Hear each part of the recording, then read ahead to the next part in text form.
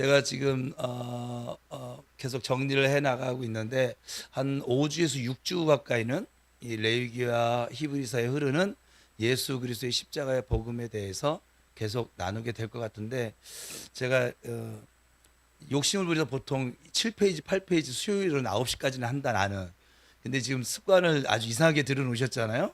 그래서 지금 이제 절반을 줄였어요. 4장씩. 그래서 이제 오늘 말씀 듣고 원래 우리 기도회니까 결단 찬양하고 함께 말씀 붙들고 기도한 시간도 가지고 이렇게 마치도록 하겠습니다.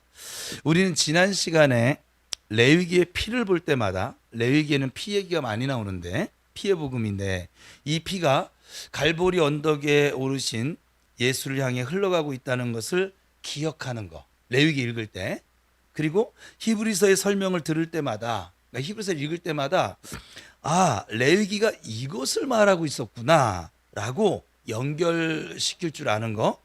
이 눈으로 우리가 이 성경을 보게 되면 레위기가 하나님께서 당신의 백성에게 그러니까 우리에게 미리 보내주신 편지가 된다라고 말씀을 나눴어요. 기억이 안 나도 어쩔 수 없어요. 영상을 돌려봐요. 방법이 없어. 아직 오시지 않은 아들 예수를 미리 알려주신 사랑의 예고편이 된다라고 말씀을 나누었습니다. 그래서 레위기를 제대로 알아야 예수 그리스도의 이 십자가 보혈의 의미를 제대로 알 수가 있는 거예요. 우리가 레위기가 어렵다고 안 보니까 예수 그리스도의 십자가 복음을 믿지만 이게 어떤 의미를 가지고 있는지 정확하게 우리 안에서 역사되지 않는다 이 말이에요. 자, 이제 히브리서가 아주 강하게 설명한 이 예수님께서 레위기 안에서 구체적으로 어떻게 미리 그려져 있었을까? 어떻게 그림자로 있었을까? 레위기 1장부터 7장까지 나오는 5가지 제사. 이거는 은서가 해야지. 시작. 오우 예.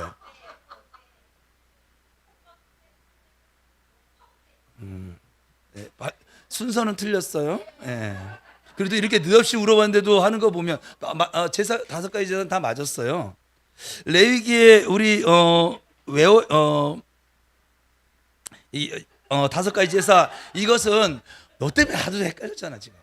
이것은 외워야 할 규칙이 아니라 십자가라고 하는 그 빛이 예수의 십자가라는 빛이 5방향으로 나뉘어진 색깔 같은 거예요. 이 5가지 제사가 레위기에 처음에 들어서면 이 부분이 가장 이제 먼저 막히죠.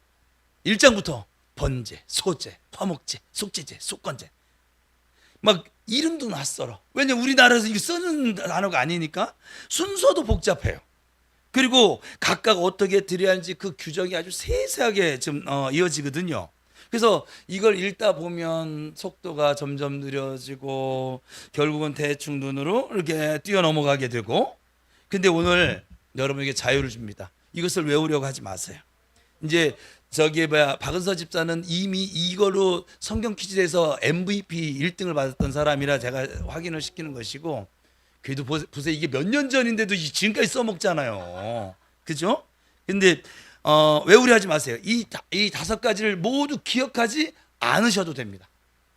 굉장히 복음이죠. 다만 이 한 가지만 기억하시면 돼요. 이 5가지 제사는 모두 누구를 향하고 있다?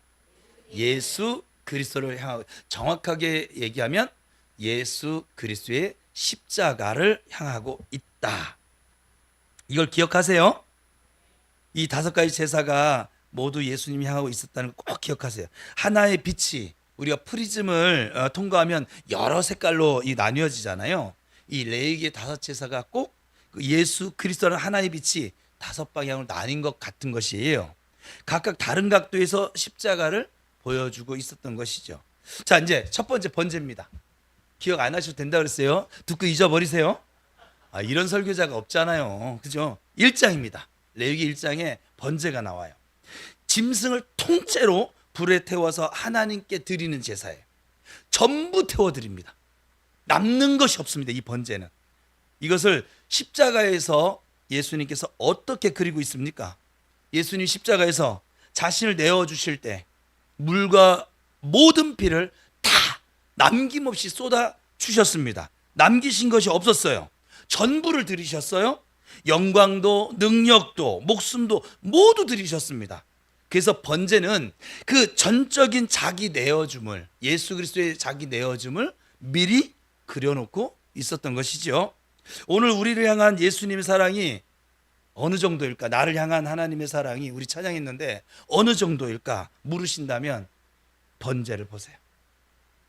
전부 주시는 사랑입니다. 절반이 아니에요. 남겨두지 않는 사랑이에요. 두 번째 제사는 소제입니다. 2장에 나오죠. 짐승이 아닌 이 소제는 좀 특별한 제사예요. 곡물로 드리는 예물이에요. 밀가루나 빵을 드립니다. 그래서 이 제사에는 피가 나오지 않아요.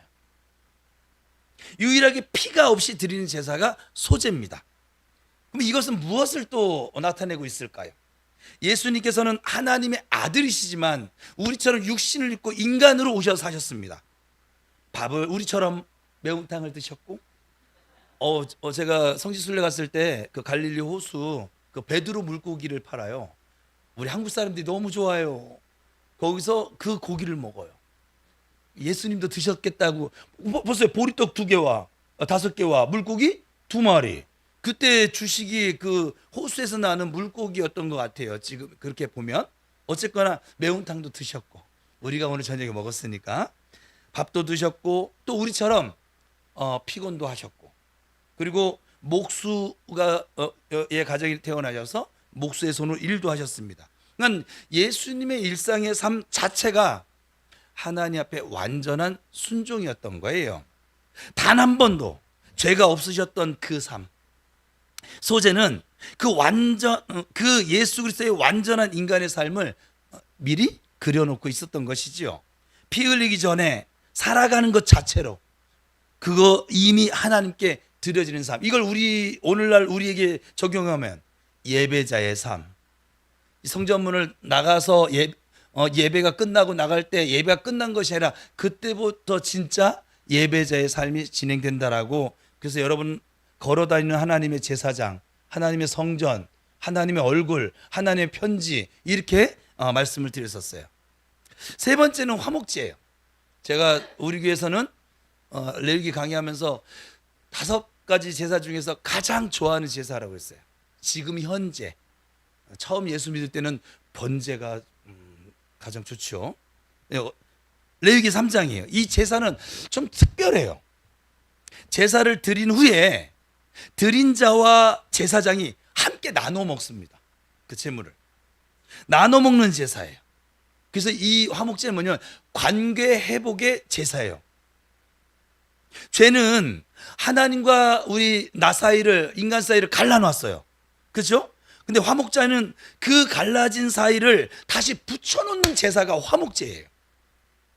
함께 식탁에 앉는 거. 우리 교회는 식탁의 규제를 교인수가 많아져도 계속 할 거예요. 저는 그러니까 정 안 되면 난 셰프 부를 거라니까. 정말 그러니까 뭐 사모도 못한다 하고 우리 권사님들도 두 손 들고 나자빠지면은 내가 부엌에 들어가든지 셰프를 부르든지 저는 식탁의 교제를 할 거예요. 그러니까 할 거야. 그러니까 뭐 누구를 불러놔도 할 거야. 그냥 이렇게 하는데 나 못하겠어요 하면은 뭐 방법 없긴 해. 그죠? 왜냐하면 교회 영성 중에서, 우리 신앙의 영성 중에 함께, 이걸 코이노니아라고 하는데 이게 매우 중요한 초대교회부터 영성으로 자리 잡고 있다 이 말이에요. 그래서 이것이 화목제 핵심이에요. 우리는 오늘도 화목제에 지금 1층에서 하고 올라오셨어요. 그죠? 우리 교회에서 식탁의 교제를 하고 있는 이유 중에 하나입니다. 지난 주일날 예배 순서가 아닌데도 불구하고 1층 식탁에서 함께 우리 식탁의 교제를 나누는 의미도 함께 나눴었어요. 자, 예수님의 십자가 무엇을 하셨을까? 갈라진 하나님과 나의 사이를, 우리 인간 사이를 다시 붙이셨습니다. 그래서 우리가 이제 하나님 앞에 스스럼 없이 나아갈 수 있게 되어졌습니다. 두려움 없이 자녀된 신분으로 함께 하나님과 식탁에 앉을 수 있게 되어졌습니다. 왕의 식탁에 앉게 되어진 것이죠. 그래서 화목제는 그 회복된 관계를 예수 안에서 미리 그리고 있었던 것이지요. 예수님 네 번째는 속죄제입니다. 레위기 4장이죠. 죄를 위한, 너무 빨리 띄운다. 나 이거 금방 끝나서 시간 끌어야 돼.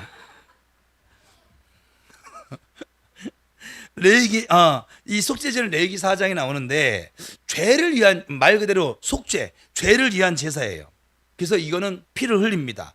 그 피를 제단에 바릅니다. 그리고 이 피가 죄를 덮습니다. 여기서 중요한 단어가 속죄라고 하는 단어인데 레위기에서 이 속죄는 히브리어로 카파르인데 덮는다. 우리 이불 덮듯이 피로 덮는 거예요. 내 죄를 덮어버리는 거예요. 죄를 없애는 것이 아니라 덮는 거예요. 원어적인 보면 가리는 거예요. 이것은 완성이 아니죠. 임시 방편이죠. 내년에 그래서 또 드려야만 했습니다. 절기 때마다 다시 죄를 지으면 또 드려야 했습니다. 그러니까 이 덮는 것에는 한계가 있다 이 말이죠. 이 한계를 히브리서가 나중에 정면으로 다룹니다. 짐승의 피가 할 수 없었던 것을, 짐승의 피는 임시방편으로 덮어주는 역할밖에 못했는데 예수의 피가 영원토록 없애주셨다고, 우리 죄를. 아무튼 속죄제는 덮는 것이었다는 것을 꼭 기억해 두세요. 그런데 예수님은 덮는 것을 넘어서 어떻게 하셨다고요? 완전하게 없애버리셨다고요. 제가 컵을 들고 여러분이 몇 번 했었어요. 그래서 이거 배부른데 마셔서 없다고 그랬어요. 제주도 가도 못 찾는다고. 세 가지 교육 때 할 거야. 궁금해하지 마. 약간 궁금하면 물어. 다 얘기해 줄 거니까. 5번째 마지막은 속건제죠. 이 속건제는 레위기 5장과 6장에 나오는데 우리가 살아가면서 죄뿐만 아니라 허물과 또 빚에 대한 배상의 제사입니다. 그러니까 십계명으로 따지면 도둑질을 하지 말라, 남의 물건을 탐하지 말라, 여기에 해당되는 죄인데, 제사인데 하나님께 또는 하나님 것도 우리가 도둑질 한다고 말라기서에 나오잖아요. 하나님께 혹은 이웃에게 잘못한 것을 갚아주는 제사가 속건제입니다. 물건이라는 얘기예요. 우리에게 하나님 앞에 갚아야 할 빚이 있어요.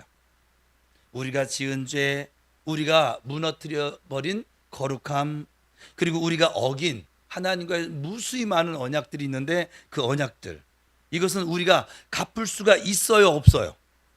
갚을 수 없는 빚이에요. 예수님이 우리의 그 빚을, 갚을 수 없는 그 빚을 십자가상에서 다 갚아주신 줄 믿으시기 바랍니다. 그러니까 우리 대신에 이미 배상을 다 해주셨어요.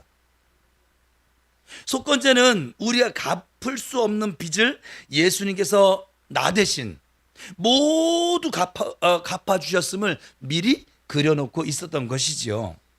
이 레위기의 이제 5가지 제사, 아주 짧게 보긴 했는데, 즉 번제 한번 같이 읽어봅시다. 시작.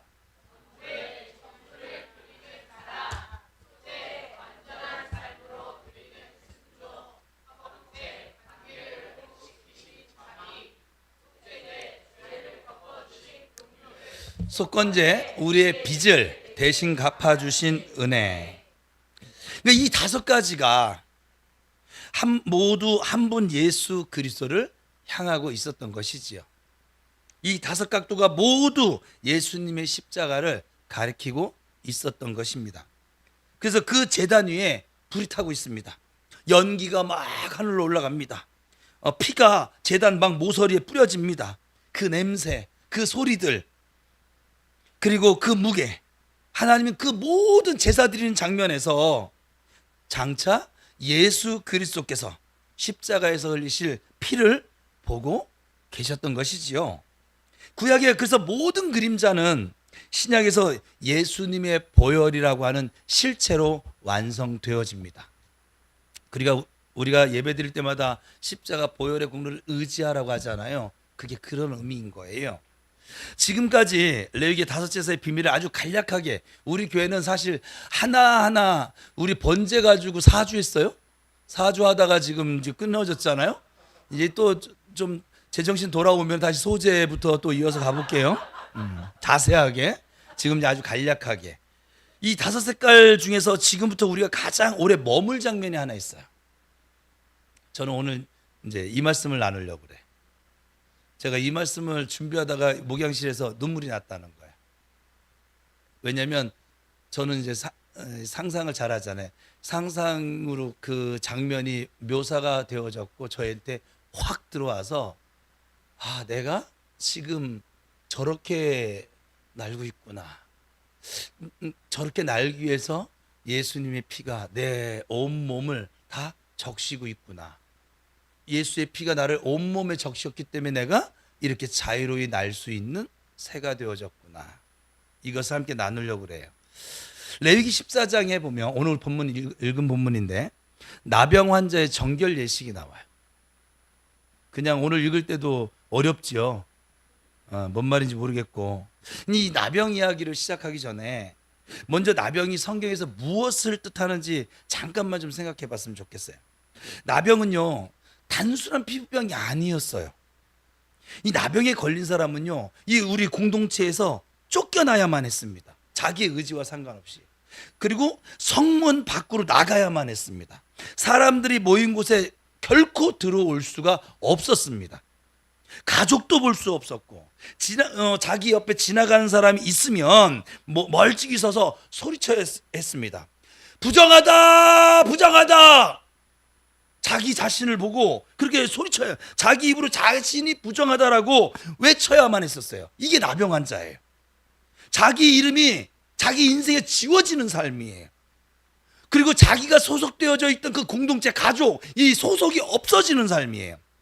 관계가 끊기는 삶이에요. 그러니까 나병에 걸렸다 죽으면 가족도 보지 못하고 그냥 죽는 거예요. 그냥 끊어져 버리는 삶이라 이 말이에요.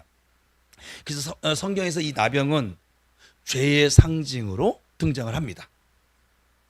죄가 우리에게 하는 것이 바로 이와 같은 일을 하죠. 하나님과의 관계를 끊어버립니다. 공동체로부터 멀어지도록 만듭니다. 스스로를 막 부정하다, 죄책감 속에 빠져 느끼며 살게 합니다. 성문 밖으로 하나님 앞에서 멀리 혼자서 교회에 들어오지도 못하고 멀리 그렇게 나가도록 만들어 줍니다. 여러분, 오랫동안 지금 이 자리에 죄책감에 사셨던 분이 혹시 계실까요? 아니면 지금도 죄책감에 눌려 살고 계신 분이 혹시 계실까요?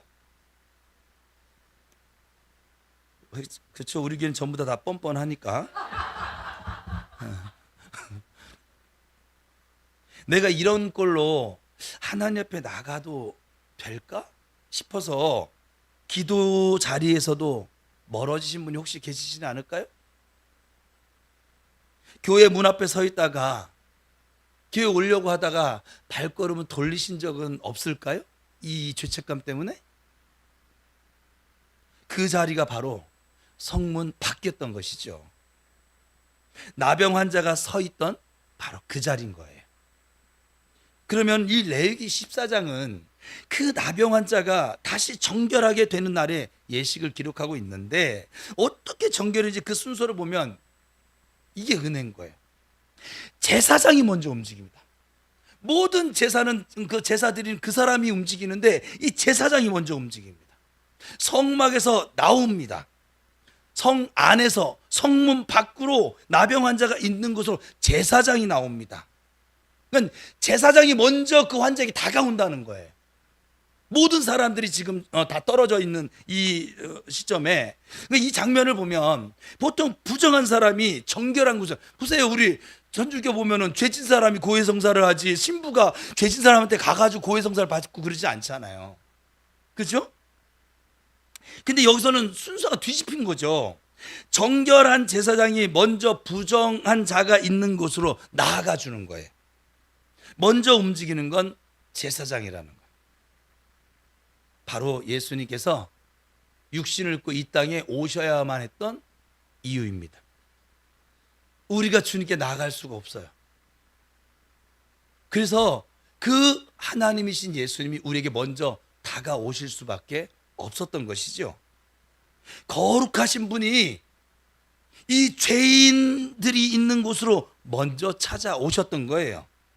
성문 밖으로 먼저 나오셨습니다. 우리가 죄 가운데, 우리가 연약한 그때에, 하나님과 원수처럼 사는 그때에 우리에게 먼저 찾아오신 것이죠. 우리가 예수님께 나아간 게 아니에요. 예수님 먼저 우리에게 오셨어요. 지금 이 자리에 여러분이 먼저 예수님을 찾아간 사람 아무도 없어요. 여러분 착각이에요. 예수님이 여러분에게 먼저 찾아가셨기 때문에 지금 여러분이 이 자리에 앉아 있는 거예요. 예수님이 먼저 찾아오신 은혜가 우리에게 있기 때문에 지금 우리가 예배를 드리고 있는 거예요. 이제 나왔어요. 이것도 은혜인데 정결 예식이 시작됩니다. 흙그릇에 질그릇에 물이 담깁니다. 새 2마리가 준비됩니다. 살아있는 새 2마리 가운데 1마리가 그 흙그릇 질그릇 위에서 그 물 위에서 잡힙니다. 피가 흘러내립니다. 그러자네 온통 그 물 위로 그 새의 피가 번집니다. 붉게 살아있는 다른 새 1마리를 그 붉어진 그 새가 죽으면서 붉어진 그 물 위에 그 살아있는 새를 물속에 담굽니다. 그 죽은 새의 피를 살아있는 새에게 적십니다. 온몸이 이 살아있는 새가 피로 젖습니다. 그 새를 손에 쥡니다. 나병 환자로 가서 그 피를 7번 뿌립니다. 오늘 본문 요약하는 중이에요. 그리고 그 새를 놓아줍니다. 새가 날개를 펴니다. 잡혀있다가 놔졌으니까 하늘로 날아오릅니다. 어떻게 해요? 그 죽은 새의 피를 온몸에 묻힌 채로 날아갑니다. 여러분, 이 피 묻은 날개를 달고 하늘을 나는 새, 한번 여러분 상상력이 좋으신 분은 상상을 한번 해보세요. 그래서 그림을 준비해 볼까 했었는데 미처 못했어요. 매운탕 먹느냐고. 그 피에 온몸이 적셔진 채로 자유롭게 날아가는 그 새를 한번 여러분 상상으로 그려보세요. 죽은 새의 피를 온몸에 묻힌 채 들판 위를 헐헐 자유롭게 날아오르는 새. 이것이 오늘 우리의 모습인 것이죠. 죽은 새는 십자가에서 피를 흘리신 예수님이세요. 살아서 날아오르는 새는 그 피를 온몸에 적시고 자유롭게 된 바로 저와 여러분 우리라는 거예요. 예수님의 보혈을 묻힌 채로 우리 모든 죄와 정죄로부터 벗어나서 날아오르는 자유롭게 되어진 우리인 거예요.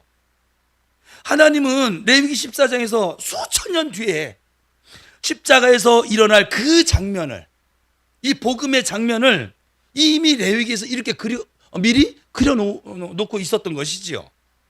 2마리의 새로 피와 자유로 이 예식이 끝나고 나면 제사장이 선언합니다. 그는 정결하다고. 너는 정결하다고. 당신은 예수 안에서 정결하다고. 당신은 예수의 피로 이미 완벽하게 정결해졌다고. 성문 밖에 있던 사람이, 그 관계가 모든 깨어진 관계 속에 있던 사람이, 죄로 말미암아 멀어졌던 그 사람이 다시 성문 안으로 들어올 수 있습니다. 가족에게 돌아갈 수 있어요. 그리고 내 사랑하는 사람들 이름을 다시 부를 수 있어요. 이 공동체로 들어올 수가 있게 됩니다. 죄책감 속에 성문 밖에 서 있던 우리에게도 오늘 이 선언이 지금 주어져 있습니다. 저는 이 밤에 이걸 선언하고 있는 중이에요. 지금 너는 정결하다고. 우리 예수 안에서 정결하다고. 예수의 보혈이 우리 모든 영혼 몸에 이미 뿌려져 있다고. 우리가 느끼든 느끼지 못하든 예수 안에서 이미 우리에게 보혈이 뿌려져 있습니다. 그래서 우리는 이제 성문 안으로, 하나님의 은혜 안으로 들어갈 수 있습니다. 옆 사람 축복합시다. 예수 안에서 당신은 이미 정결해졌어. 시작.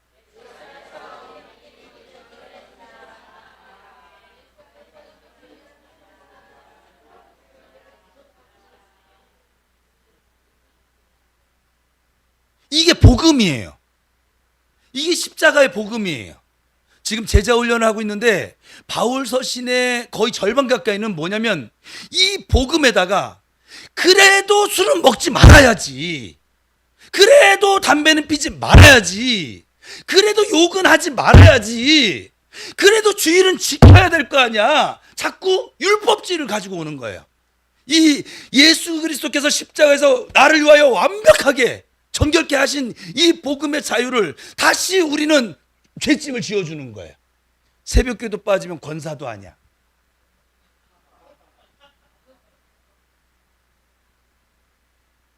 목사의 말에 순종하지 않으면 넌 장로도 아니야. 우리 한국교회가 만드는 이상한 전통들이 있어요. 자꾸 하나님은 우리에게 이 들판을 훨훨 날아오는 새처럼 자유롭게 복음으로 말미암아 정죄받지 아니하고 자유로운 그런 진리가 너희를 자유케 하리라 했으니까 이 복음으로 하면 자유한 인생을 만들어 놨더니 우리는 또 거기다가 또 죄짐을 어디가 지어져요? 교회가, 목사가, 장로가, 교회 생활 좀 오래 했다는 권사님들이. 권사분들은 권사가 하면 안 돼요. 제가 맞아요. 그리고 조금 이제 성경 지식이 좀 생겼다고 하는 집사님들이 자꾸 다른 성도들에게 정죄를 안겨다 줘요. 죄짐을 어깨에다 짊어져 줘요. 교회 오는 게 기쁘지가 않아요. 교회 오면 정죄를 받아야 되니까. 교회 오면 자유로워져야 되는데 한 6일 동안 신나게 전투하다가 얻어 터지기도 하고 이게 좀 그러지 말아야 했는데 죄책감도 좀 들어오고 했는데 그러다가 주일날 오면 이게 자유로워져야 되는데 이건 자유롭다가도 교회만 오면 이게 지금 한국교회 모습이에요. 여러분들은 정말 뻔뻔스럽기가 그지없는데 여러분들이 다른 사람들에게 그렇게 해왔어요. 가족들에게 그렇게 해왔고 꼭 우리의 어떤 거룩한 행위가 구원을 가져다 주고 자유를 가져다 주는 것처럼 말을 해요. 그렇지 않습니다, 여러분. 하나님이 예수 그리스도를 통해서 우리에게 주신 복음의 은혜는 완전합니다. 우리가 뭔가 더 이게 MSG를 추가하지 않으셔도 아주 완벽합니다. 완벽하고 완전합니다. 여러분들이 예수 그리스도를 여러분의 죄를 위하여 십자가에 달려 죽으신 여러분의 죄를 속죄하신 여러분의 구주이심을 믿으세요? 어느 누구도 로마서 8장에는 여러분을 송사할 수 있어요, 없어요? 정죄할 수 있어요, 없어요? 어떤 사랑, 어떤 존재도 이 하나님의 사랑으로부터 끊을 수 있어요, 없어요? 우리 하가다 하잖아요. 시작. 그러나 이 모든 일에 우리를 사랑하신 이로 말미암아 우리가 넉넉히 이기느니라. 주님은 이렇게 복음을 우리에게 선포했는데 왜 우리는 스스로도 죄책감을 가지고 왜 스스로도 패배자처럼 스스로도 복음이 없는 사람처럼 복음으로 우리가 구원을 받았지. 여러분 착함으로 구원받았어요? 여러분 어떤 봉사로 구원받으셨습니까? 여러분들이 뭔가 열심히 기도했기 때문에 하나님의 자녀가 되어졌죠? 아니에요. 기태 청년, 예수 믿으면 아무것도 안 해도 이미 하나님의 아들인 거야. 당신 안에 죄가 없다고 지금 선포를 하고 있는 거야. 왜 수요일날 왜 와가지고 이런 귀한 복음을 듣고 있어? 주일날만 와가지고 그냥 예배 순서나 듣지? 그래서 복음인 거예요. 우리의 어떤 공로도 우리의 어떤 노력도 하나님의 구원이 이루어지는 일에 아무짝에 쓸모가 사실은 없어요. 우리가 예수 믿으면 점점 더 착해지고 봉사를 하고 구제를 하고 선교를 하고 섬기는 건 뭐냐면 이 하나님께로부터 받은 이 복음의 은혜가 너무 크고 오늘 찬양처럼 놀랍고 형언할 수 없는 사랑인 것을 깨달아서 그 깨달은 감사한 마음을 가지고 우리가 그 추진력을 가지고 하는 것이지 우리가 먼저 이것을 했더니 이 하나님의 사랑이 나한테 왔어. 여러분들 생각에 그런 게 있잖아요. 기도를 좀 많이 해야 하나님의 사랑이 하나님의 은혜가 나한테 더 오지 않아요? 오, 청년들은 어제 제자훈련 때 조금 맛을 봤거든요. 제자훈련 하는 사람과 안 하는 사람의 차이예요. 이러고 있는데 한국교회는요 참 신기해요. 1세기에 그 세워졌던 복음으로 말미암아 세워졌던 이 교회들의 율법주의가 들어오거든요. 유대교회. 그래도 구약의 율법을 지켜야 우리가 하나님의 복을 받아. 우리가 이 율법을 지켜야 그래서 할례를 받아야 구원을 받아. 구원의 문제까지 이제 치고 들어왔어요. 그래서 갈라디아서 보면 사도 바울을 통해서 하나님 뭐냐면 할례와 무할례를 막 얘기해요. 여기 다음에 갈라디아서 제자훈련 해야겠구나. 지금 보니까 그게 그 문제인 거예요. 근데 오늘 한국 교회가 지금 똑같아졌어요. 예수 그리스도의 복음에 자꾸 무언가 이 내 행위에 내 자기의 의를 자꾸 덧붙이려고 그래요. 이 예수 그리스도로 말미암아 우리 안에 주어진 이 복음의 충만함이, 이 하나님의 사랑이, 이 놀라운 이 충만함이, 오늘 제가 카리스라는 은혜를 제자훈련하면서 나는데 이 하나님의 이 아름다움이 우리의 어떤 것을 필요로 하지 않아요. 완벽하게 다 이루셨습니다. 그래서 예수님이 선포하셨잖아요. 마지막에 다 이루었다. 다 이루었다고 주님은 말씀하시는데 우리는 거기 주님 요거 좀 부족한 것 같아요. 여기 내 기도를 좀 첨가를 해야 이 복음이 완전해져요. 주님 내 이 봉사를 좀 첨가를 해야 지금 우리 교회가 좀 완전해져요. 아주 이상한 복음, 이거를 갈라디아선 너희들이 다른 복음을 지금 가지고 있는 것을 내가 이상히 여기노라, 사도 바울 이렇게 고백을 해요. 왜 너희들에게 전해진 십자가의 복음은 그게 아니었는데 사도 바울이 잠시 다른 데 이렇게 더 선교 다닌 사이에 왜 너희들은 이상하게 다른 복음을 가지고 와서 왜 너희의 율법을 거기다가 가미시키려고 해? 그 얘기예요. 여러분들의 지금 믿음은 어떤지 이 말씀 앞에 점검해 보셔야 돼요. 나는 하나님의 은혜에 자꾸 내 무언가 의가, 내 어떤 노력과 내 어떤 결단과 이 모든 것들이 들어가야 이게 완전해진다고 생각하지는 않으세요? 이 생각이 여러분은 아니라고 하는데 뻔뻔스러운 거예요. 왜냐하면 여러분들은 한 주간 동안 기도를 바빠서 잘 못했어. 그 주에 주일날 예배 나올 때도 이미 여러분 마음은 흔들려져 있어요. 아버지 저 왔어요. 제가 목사가 예배 시작 기도 예배 순서 다 잊으세요. 세 가지 오면 또 해야 될 거 아니겠어요? 잊으세요. 목사가 예배 시작 기도할 때 뭐 하라고 그랬어요? 단 한마디만 기도하라 했잖아요. 아버지 제가 왔습니다. 우리 막내 아들처럼 좀 뻔뻔스럽게. 왜냐하면 우리 막내 아들이 저의 아들이 된 건 지 노력이 있어요, 없어요? 전혀 없어요. 지 엄마 아빠가 고생을 했지.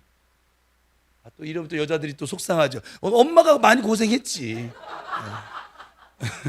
근데 아빠들 지금 김수환 집사 얼마나 고생하고 있는 줄 아세요? 네? 교회도 못 와요. 제자훈련 받은 것도 빠지고.